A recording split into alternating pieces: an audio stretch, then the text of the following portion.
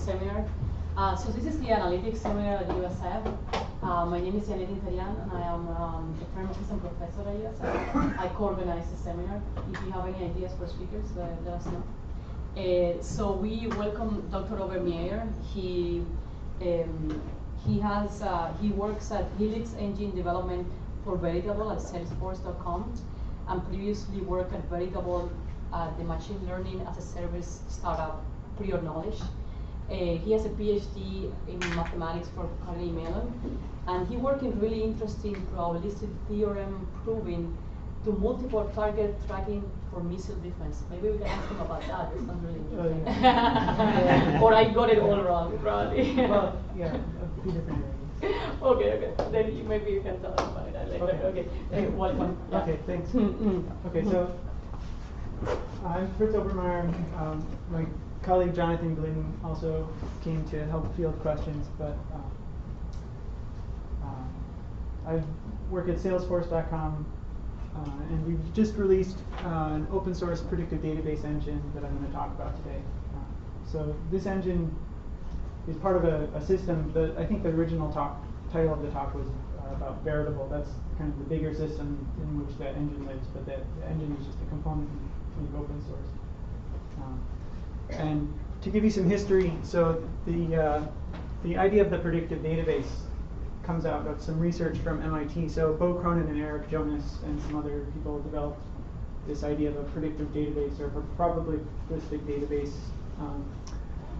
and spun that off as a company, Navia, out of MIT.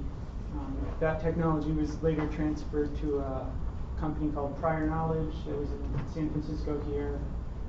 That had a machine learning as a service offering. That company was then acquired by Salesforce, and now my colleagues and I are at Salesforce developing this service. But I won't be talking about anything about Salesforce, just the engine. So let me. Well, here's the organization of the talk. I'm going to talk about what problem we're trying to address here with the system and with the software. What I mean by a predictive database, how Loom fits in, like what component of the predictive database that is, and then I'll talk about a case study with the lending club.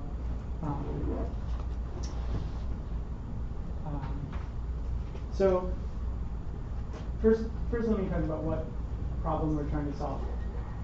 There's a lot of hype around about scaling machine learning systems, and there's a lot of active research in scaling machine learning systems, but that can mean a few different things, and I'd like to pull apart that phrase into two different types of scaling. So we hear a lot about scaling in the B2C applications where there's some really high volume data set and really high velocity data coming in, but there's just one data set, or there's a few data sets. There's some small number of data sets that are pretty homogeneous, and we can put a team of data scientists on the problem and have them think for months or weeks about some data set. And the interesting thing there is to scale to really large data sets.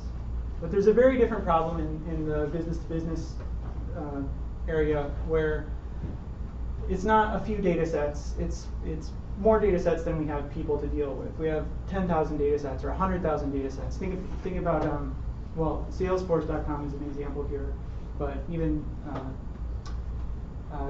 Google Docs has spreadsheets. And each of those spreadsheets you can think of as a data set. And there's opportunity there because all the data lives somewhere to provide some sort of machine learning services on top of the data sets. So the kind of scaling I'm talking about here is when the data is already some structured relational data, but each of these data sets is different. It might have a customized schema. Each of the customers might be able to customize their schema. And we just don't, I mean, you're all planning to do data scientists, but all of us data scientists in the world together can't tackle the 100,000, the million data sets that live out there. So what I'm going to talk about and what the problem we're trying to address is making it easier to scale to more data sets, to analyze each new data set. I guess I visualize it like there's small data, there's big data, but then when there's so many different types of data that you can't even deal with it, then we have varied data.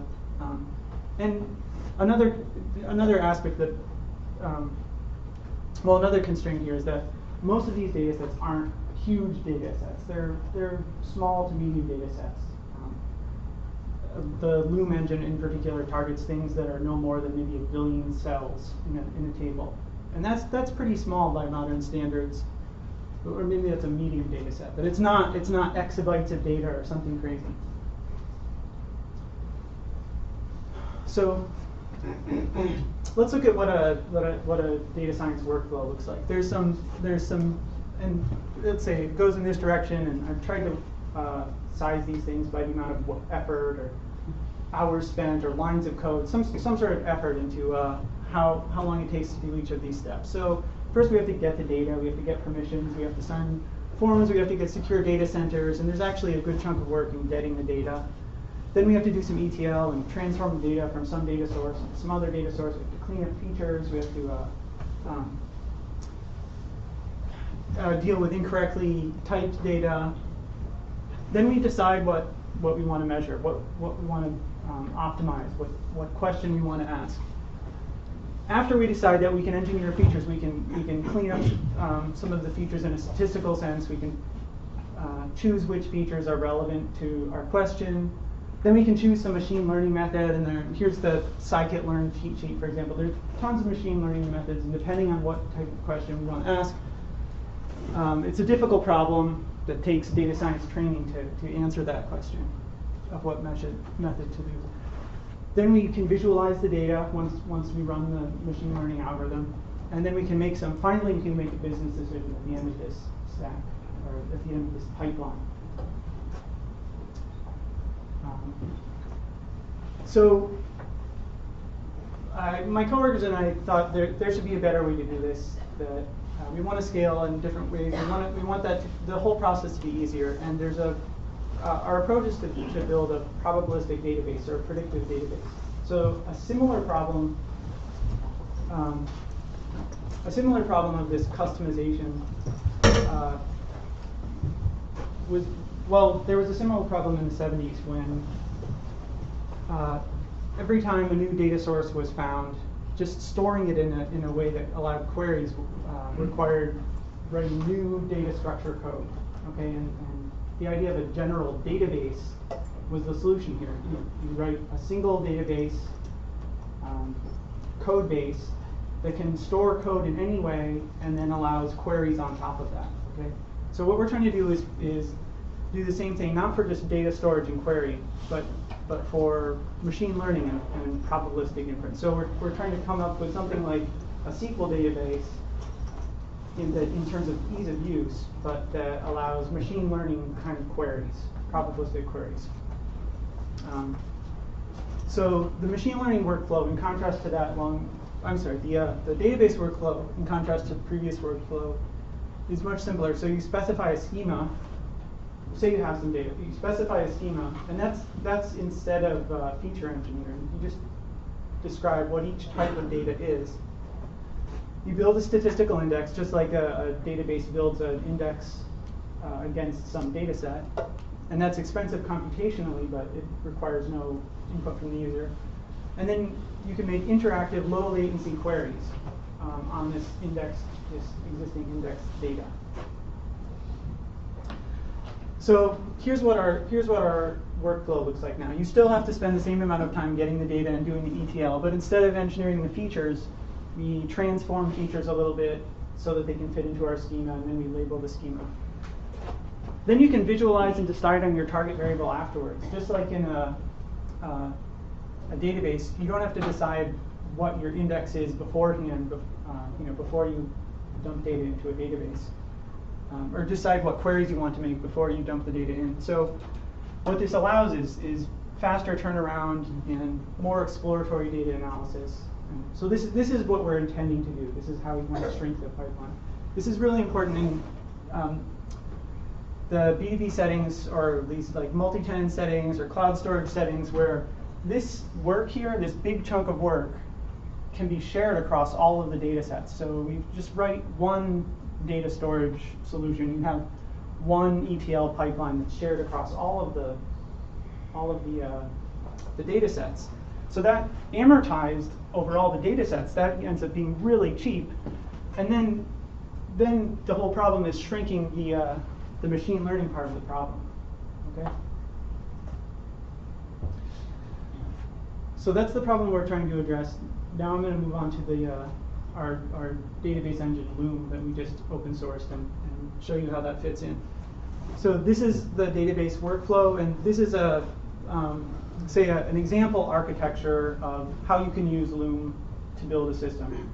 So this down here is what we've open sourced, and everything above there is what you need to write on top of this. It's not a super easy to use tool like a spreadsheet or something right now. It still requires you to write some code on top of it to deal with the ETL, and it still requires you to write some visualization code. And if it's in a B2B setting, you still need to write apps to connect your customers, which are businesses, to their customers. That's kind of how that works.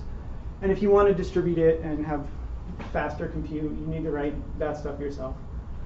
But what we've been able to open source is these few modules. So that this is like some machine learning methods. A couple years ago, we released like a statistical library.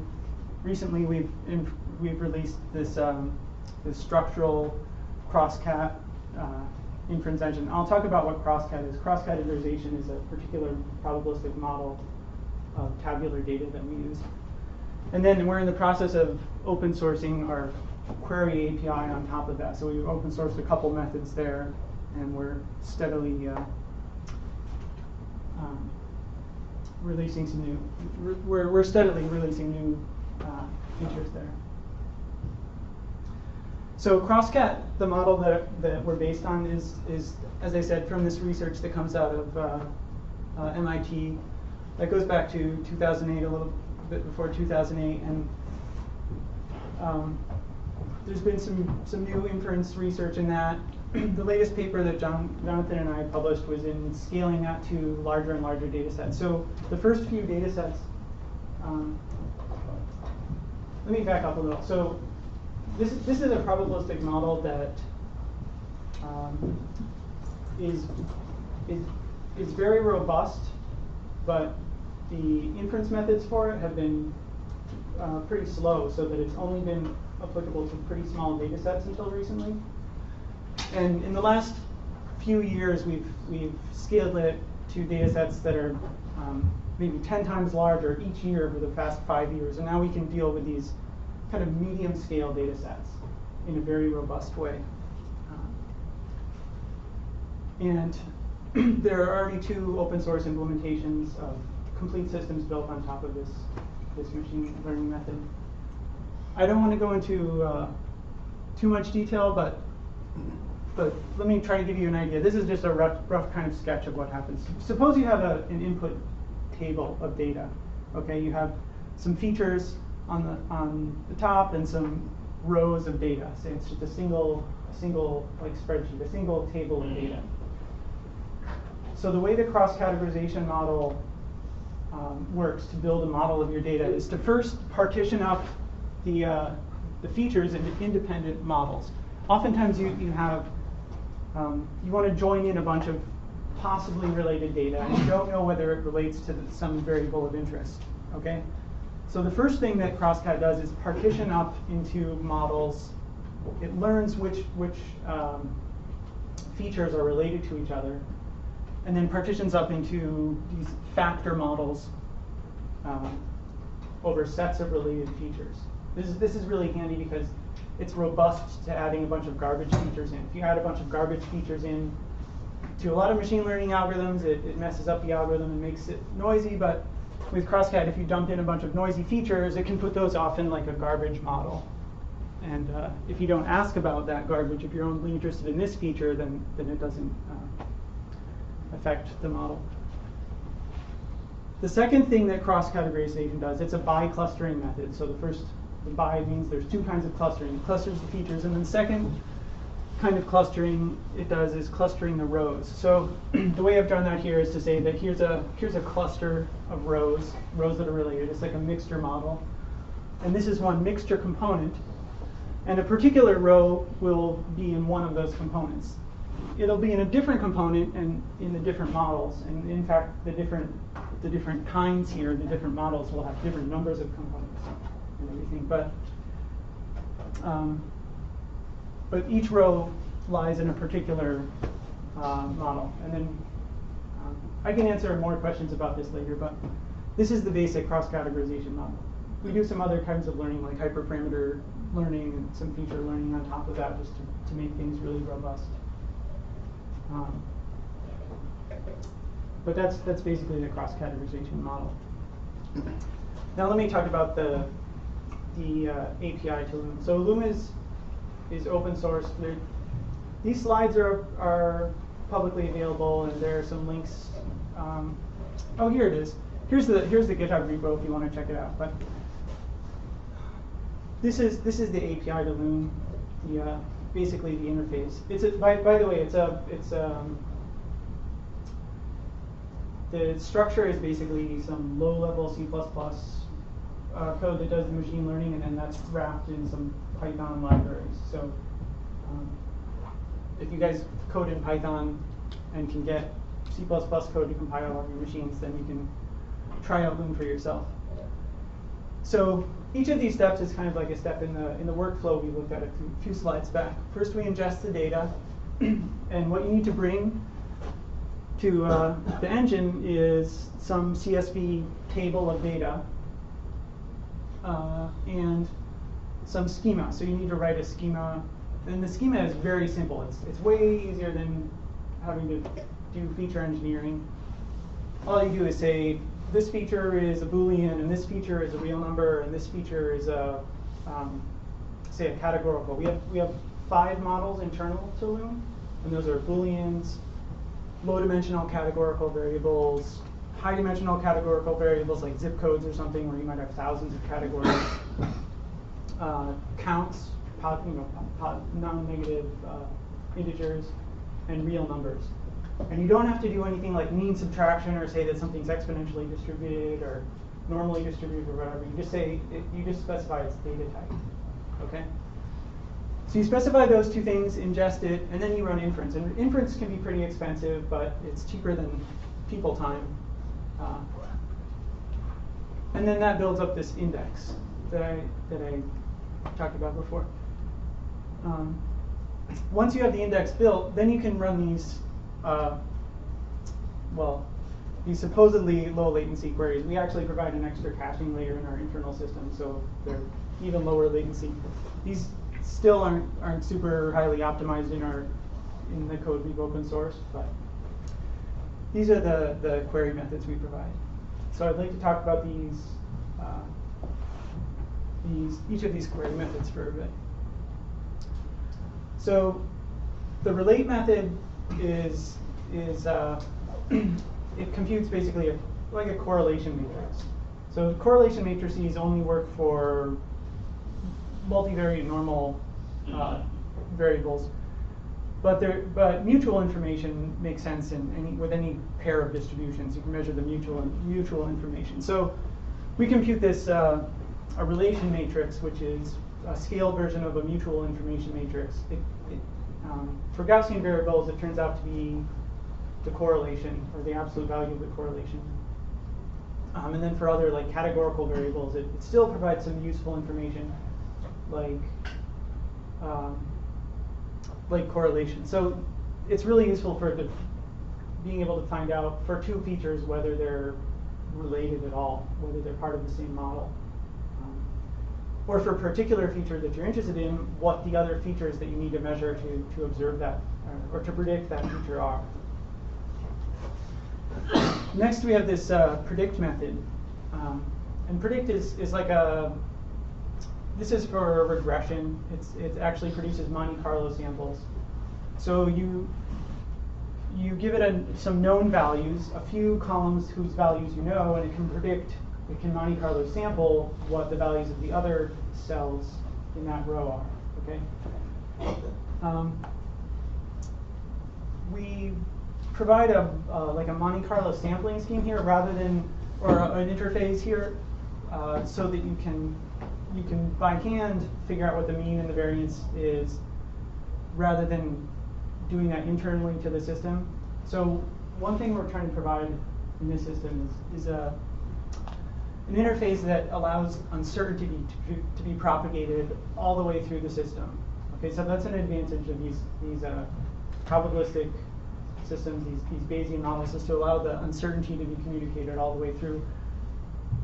And if you have some downstream functions that you're running on the predictions, you should really run those on the Monte Carlo samples and then compute the means and the variances of the results, right? And so we provide this Monte Carlo sample interface just to try to encourage the user to use it in this way that propagates uncertainty through. The third query method is group, and that can be used for segmentation. We basically use that for customer segmentation. So you provide some feature that you're interested in, and then the result is a clustering of the rows, or a grouping of the rows relevant to that feature. So you remember back a few slides ago, depending on the feature, we learned different clusterings. Okay, and actually, this is just a single. This whole structure here is just a single Monte Carlo sample in a big multiple Monte Carlo sample result. But depending on the feature, there will be a different clustering. Okay, so if you want to cluster, well, I'll talk about that later. But depending on the different feature, there might be different clusterings of the data, different ways to segment customers. Maybe segment them based on when they joined, or segment them on like what they're buying or something. Okay, then we have these three other queries. I won't go into these in detail, but these two aren't quite released yet. In fact, group is we still need some work there. But these two are we're planning to open source these implementations pretty soon.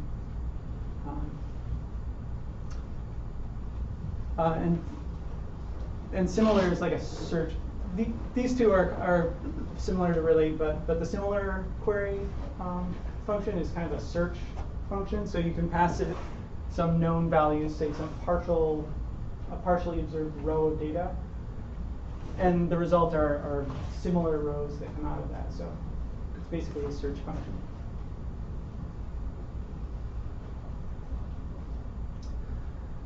Okay, so to illustrate the API, I want to talk about this case study with the Lending Club.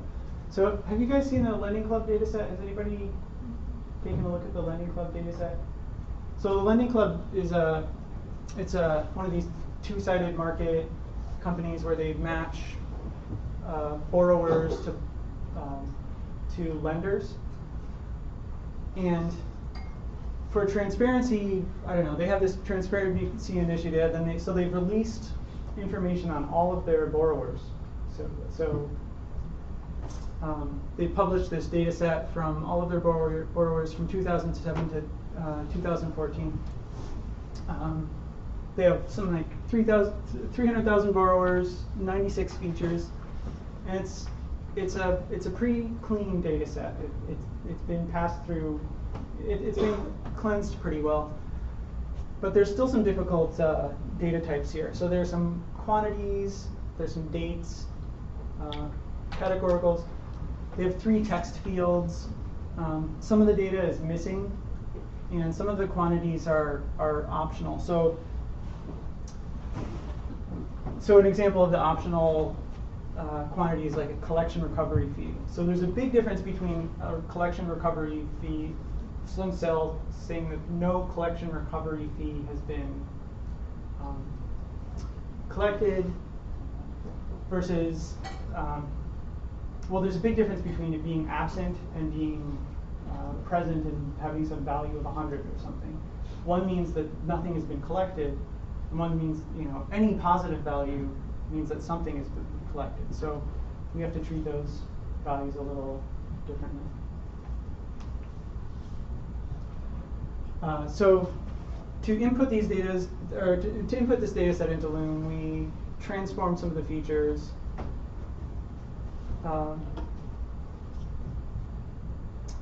So we transform the text into, we blew that out into some Booleans. So Boolean like absence, presence, set of Booleans.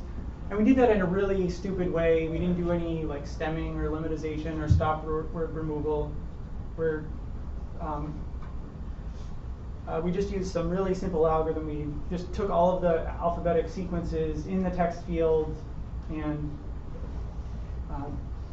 for each document marked whether that alphabetic sequence occurred in that document and threw away anything that didn't occur, threw away any word that occurred in fewer than 1% of the documents. Okay, so it's just a few lines of Python code, and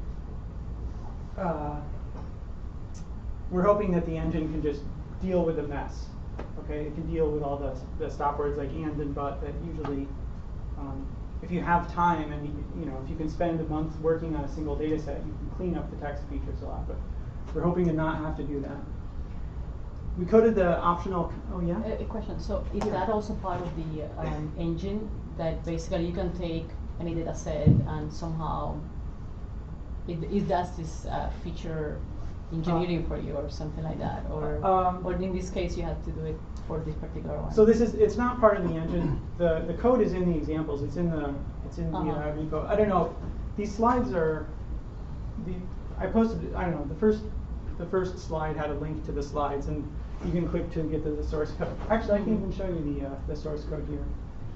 So it's not part of the engine, but it's in the examples here. I don't know if you want to take a look at the examples, but here's how.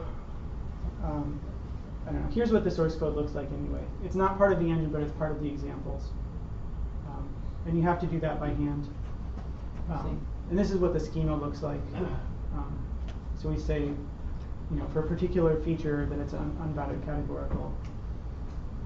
And so here's what the transform text code looks like. It's a few lines of pretty simple Python, but it's not some really fancy stuff. The idea is that if you want to use Loom for something, you'd write your own feature transformation tools. Okay, and you still have to write some code, but it should be easier than full-on feature engineering effort. Okay. So this is not part of Loom, but it's just part of the script to be able to use Loom. So then I ran this on a big EC2 machine, big Amazon machine, and it took like 4 hours for this data set. I don't know what kind of sizes of data you guys work with, but this is like a typical size data set. We work on some larger data sets too, and just so this number doesn't scare you off, Loom actually scales sublinearly up to about 1 billion rows. Then it starts scaling linearly. But on really small data sets, we put a bunch of work into. So if you have a 10 by 10 data set, that still might take like 10 minutes to run or something, because there's a whole lot of work in learning how to partition up the features, and that's independent of the size of the data. And there's also a whole lot of work in tuning all the hyperparameters. So in a lot of machine learning methods, you have to tune some parameters, you have to tweak some things to get the method to work well. But we do all of that automatically in the engine. So I didn't tune anything in this analysis. So a lot of this 4 hours is spent doing all of this automatic work that now a data scientist doesn't have to do. So if the data set were 10 times as big, it wouldn't take 10 times as long to run. That's just what I'm going to say.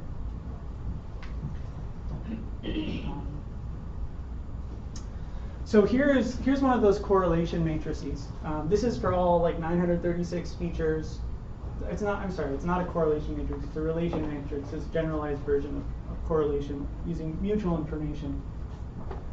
and I generated this with our related query. Okay, so you see it's pretty flat looking. Let me try to explain what's going on here. So down in the corner, there are some interesting features. Those are a bunch of the features that were actually in the data set at first. And there's this big span in here in the middle that's some keywords, the presence absence flags. Most of the data set is Booleans. Okay, I'll zoom in on it later, but I just want to give you an overall view of what's going on. So this big expanse here is mostly uninteresting words that the engine figured, oh, these words don't matter so much. They're not related to anything else. So white means unrelated. For any pair here, white means unrelated, and the darker color means more related. So looks like there's some interesting structure up there. There's some interesting structure here. It turns out one of these clusters is the stop words. So the engine just figured out what the stop word is, like these and, the, but, so kind of words that you don't care about in machine learning applications. Most times people just remove them. So the engine just figured out what those were and put them off into their own model and said, okay, if you're interested in those, you can ask about them. But if you're interested in something else, I'm not gonna think about those. And then there's some interesting structure down here, and then there's some other words that seem to be related.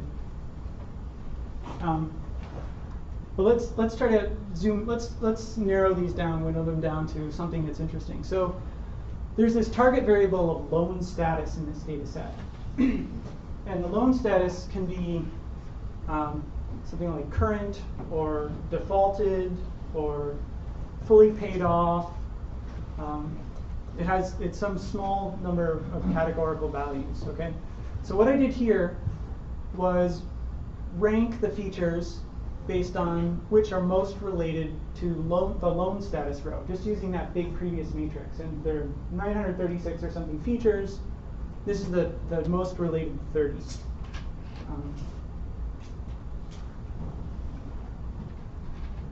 So if you go to the Lending Club site, they have a data dictionary there that describes what each of the features is. It's a really cool data set.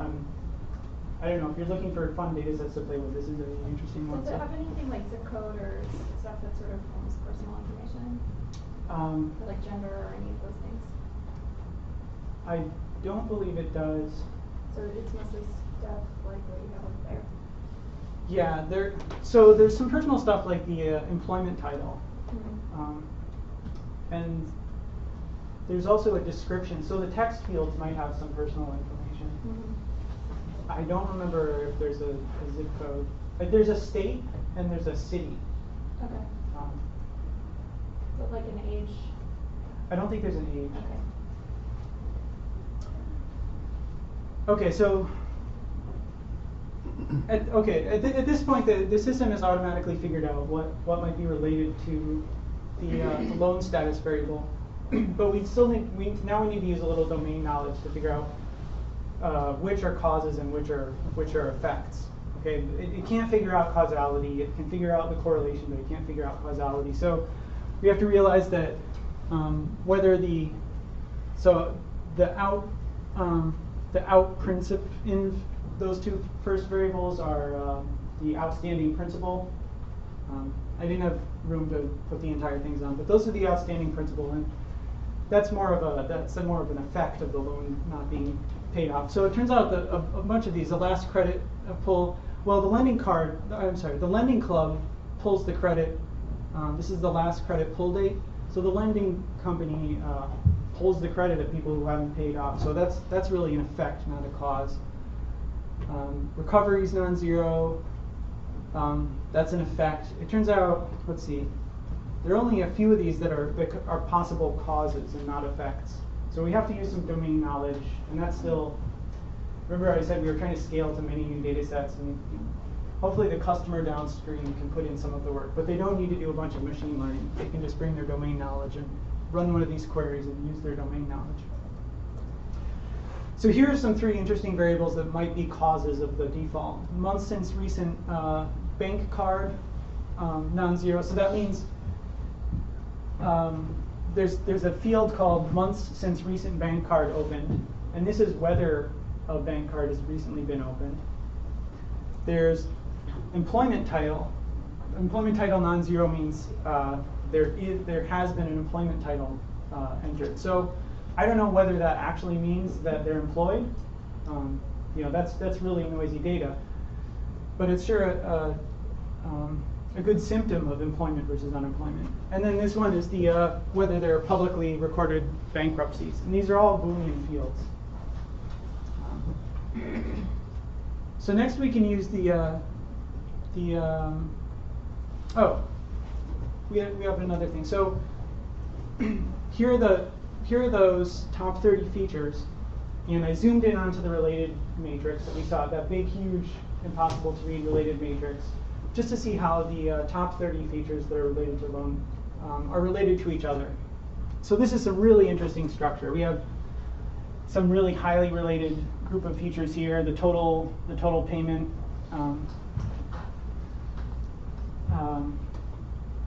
Here's the loan status. It's very related to the outstanding principal. That makes a lot of sense. Let's see. There's some features way out here. It looks like the month since recent bank card opened is really related to the month since there has been a recent inquiry. And then there's this block down here with the employment title and the public bankruptcies. So that's kind of interesting. Maybe there's a relationship. Oh, yeah? Is that possible? Variable missing together. So we'll increase the correlation between those two variables. How do you normalize this kind of situation? If there's what? A couple of features they're missing together. So the correlation will bigger than. So if they ever co-occur, you can measure the correlation. If they never co-occur, then you can measure. You can still measure correlation here. Do you have chalk? So let's say you have 3 features here. Say F1. So if you observe, let's say you observe F1, and then you observe F3, and then you observe F2. Whoa, you observe F2 and observe F3. So even though these two never co-occur in this tiny data set, we can infer the correlation between them via F3. So they're connected. When we build these mixture models, we learn a model of the joint distribution, not just pairwise models. So I don't know if this answers your question, but this is a way to address missing data when there's possibly other data to rely on. Is that? Okay, we can can I try to follow up to that? I was Yeah, curious about the missing data problem. Is it better to use this approach than to insert a few dummy variables, dummy values, rather than having them just set to 0 at all times, which is worse so these than. aren't okay. So these aren't 0. Okay. These are actually missing. So our model can distinguish between missing values and 0 values. Okay. We treat that in the Bayesian setting. We treat that as just a lack of observation. So it just doesn't get added. So we can deal with really. We can deal with 2 types of sparsity, and we've just realized this year that we need to build the engine to deal with 2 types of sparsity. One type of sparsity is when you have zeros most places and a few things are non-zeros. But then there's a different type of sparsity when you have observations in most places, or observations in a few places, but completely unobserved data. Okay, and so we handle those 2 cases differently. In this case, I do mean unobserved rather than 0, and we tend to think it's better to model the absence there than to impute some values and fill it in with something. Okay, so I just have a few more slides on what how the loan status relates to these. But I just wanted to note that there would be an interesting data science problem here to figure out why the employment was related to the bankruptcies. I mean, maybe it means they're here I've chosen the loan status as the target variable, but we could ask some other completely different questions about this data set. You know, forgetting loans, we could ask demographic questions about bankruptcies and employment and just other totally different questions. So next, let's look at the, here I've used the predict query method to predict the loan status. This is the loan status, the 7 different values it can take on. And I've mapped the probability of each of those values based on 3 different values of months since recent bank card open. So whether somebody's opened a different whether somebody's opened a bank card recently. And so there are 3 values here because it's either unknown, present, or absent. There's not much correlation, but you can see, I apologize for the scaling here, but you can see that there's a pretty high correlation between absent and default. Oh, that's interesting. I would have thought it would be the other way around. Here's the same thing with the employment title, non-zero. So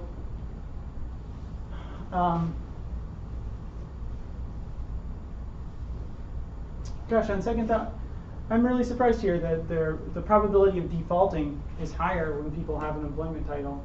I wonder why that is. I don't know. Maybe they're gaming it. Yeah, maybe. Even Yeah, if they can afford to repay.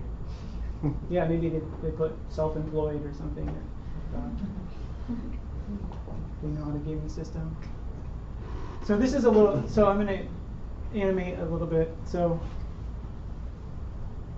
here's a loan status versus the publicly, whether there's been a bankruptcy.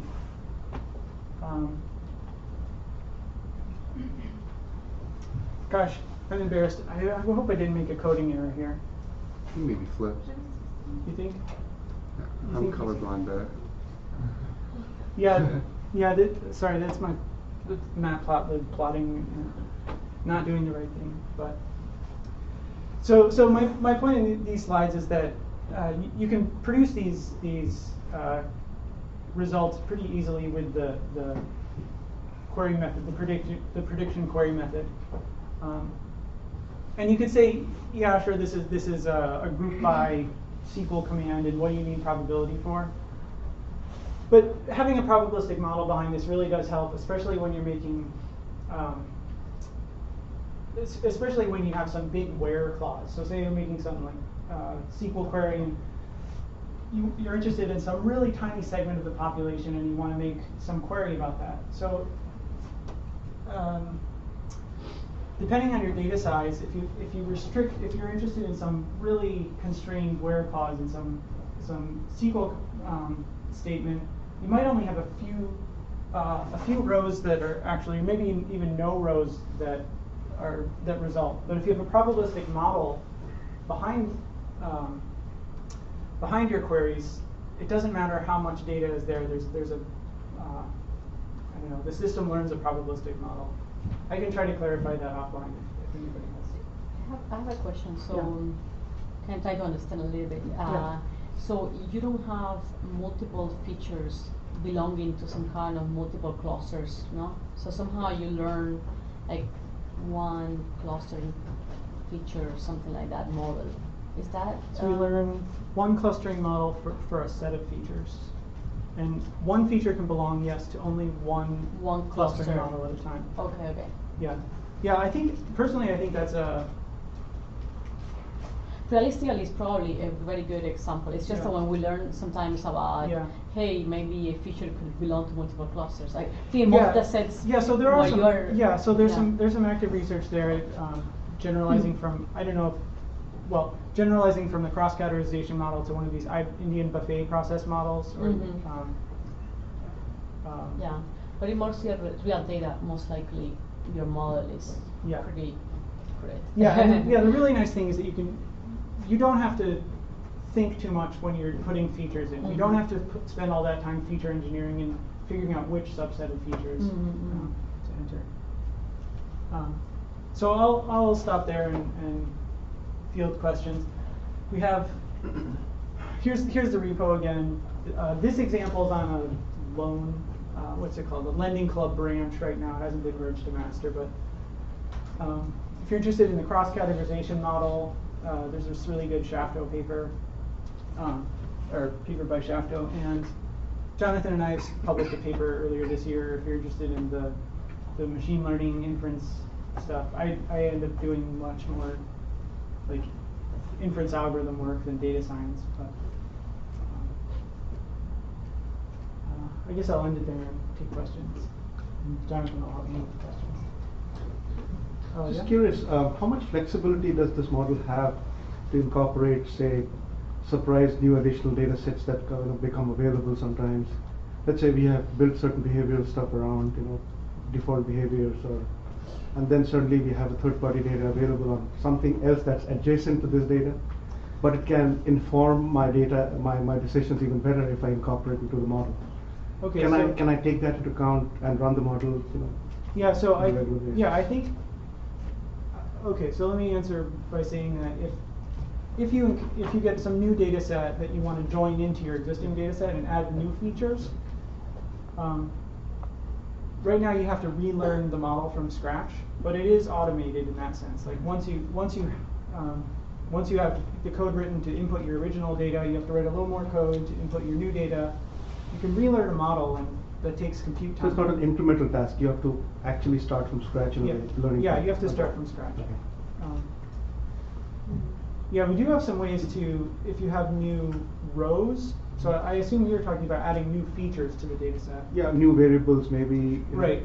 Typically, we often buy third-party data from sources which are not mapped directly to the schema that you have. Yeah. But they can inform, better decisions. Yeah. So you can add those on beforehand and then reanalyze. And if you've written any code that visualizes the data downstream or that builds some app on top of this, then that will still work because it only references the features that you already have. And so the quality of the app, the quality of the visualizations will improve. So in that sense, we can deal with it, but we do need to rerun analysis. And we have some ways of incrementally adding on new rows. We do a low latency kind of streaming workflow, but that's it's not production ready yet. Yeah. I wonder how the step you're calculating the user information, is that before you clustering the features or after you clustering the features? That's after. Okay.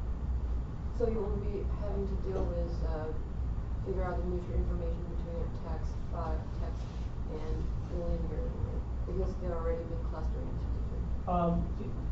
If they've been clustered into different clusters, then mutual information is 0. Right. But have you dealt with you have to calculate the user information between a text and a Boolean variable? Or I'm not sure I understand your question. So are you concerned with the fact that we're blowing out the text into many Booleans? Or we can compute the mutual information between any two sets of variables. So we can, the text we usually treat as, we usually blow that out to a large number of Booleans. Okay, so if you know what those Booleans are, and you have another Boolean variable, you can in Loom compute the mutual information between that block of text variables and this other variable. So that's actually a refined query, and Jonathan is working on updating a related query to handle those sets of variables. But you can compute this mutual information between any arbitrary set of variables. I have a basic definition question. You mentioned Monte Carlo sample in the beginning. I'm trying to understand what exactly do you mean by Monte Carlo sample. I understand Monte Carlo process, but what exactly is a Monte Carlo sample? I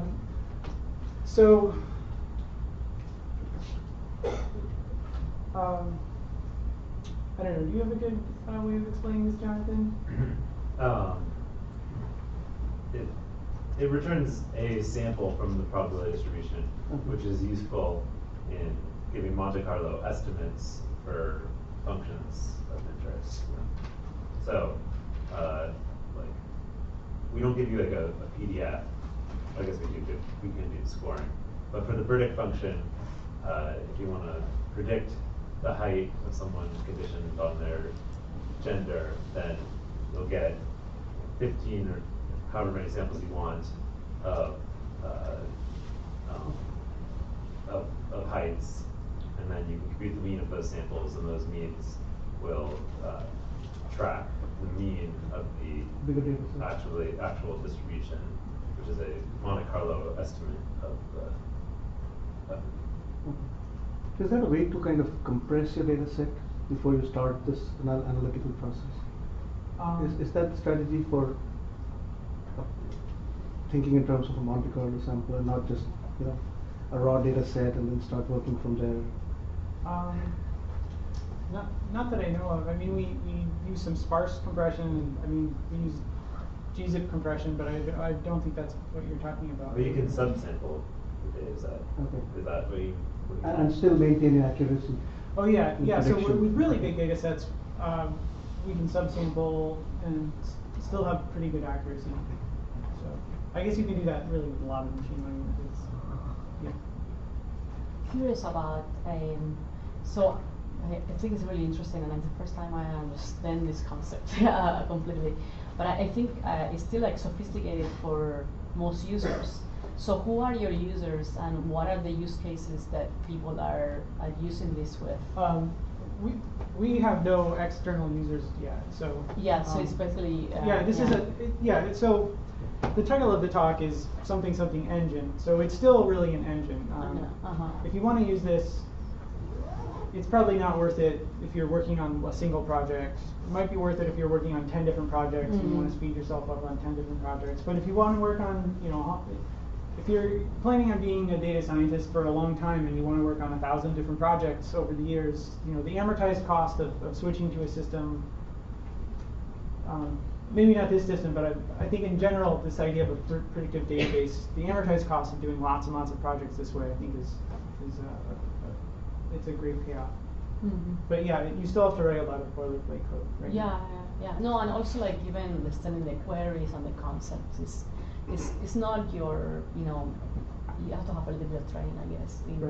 But if you want to scale to 10,000 data sets. Exactly. Yeah. Yeah. Question, Roger? Couple questions. Is it single-threaded code, and also how long does it deal with highly nonlinear data? Oh, it's very parallelized code, and it can deal very well with nonlinear data. Yeah. Okay, so your 4-hour execution time you use large dynamic runtime function machines or yeah. So right now you can really only run on.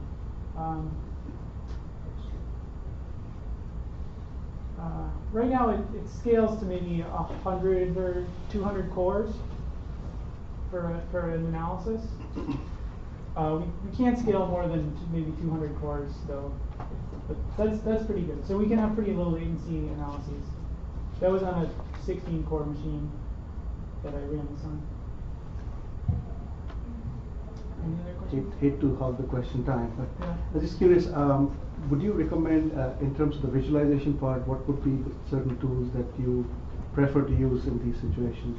Would it be the typical run-of-the-mill visualization tools out there, or is it I'm sorry, I don't specialized? have any recommendations. I use Matplotlib, but everybody hates on Matplotlib. I don't know. Does anybody have? Can anybody else answer that? I'd love to have it. I mean, the only names I know are Tableau and stuff like that, but I'm not sure those are the I right. mean, people use D3. That's Okay. popular. I don't know what you guys. I'm sure you're all more up to date than I am on this stuff. Tableau is very pretty. Okay, Tableau. Yeah. Okay. I've seen some graphs using D3, and it's very neat. There's a Python thing called Bokeh, which is supposed to be like, just taking Matplotlib up a notch and making it more like D3. Yeah. Okay. What's the name of it? Sorry? Bokeh. Okay. Yeah, like Bokeh. Thank you. Should we say thank the speaker and